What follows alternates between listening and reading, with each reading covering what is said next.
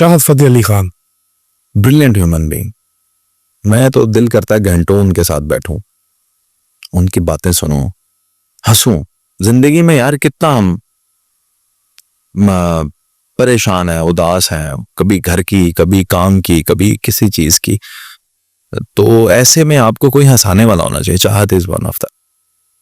रह गई बात उनका अंदाज और गाने, और कोई किसी किसी को लगता है वो बेहुदा है, ये है वो है, तो मैं समझता हूँ कि ये उनकी पर्सनल चॉइस है। किसी इंसान के जिंदगी के ऊपर मुख्तलिफ वक्त आते हैं। अंग्रेजी की एक कहावत है, every saint has a past and every sinner has a future. तो क्या पता वो आने वाले वक्त में क्या करेंगे, but I think he is enjoying his life. उसको पिछली उम्र में जाके फेम मिला, he is enjoying his life. मुझे उसकी कंपनी अच्छी लगती है और आई रिस्पेक्ट हिम एक्चुअली।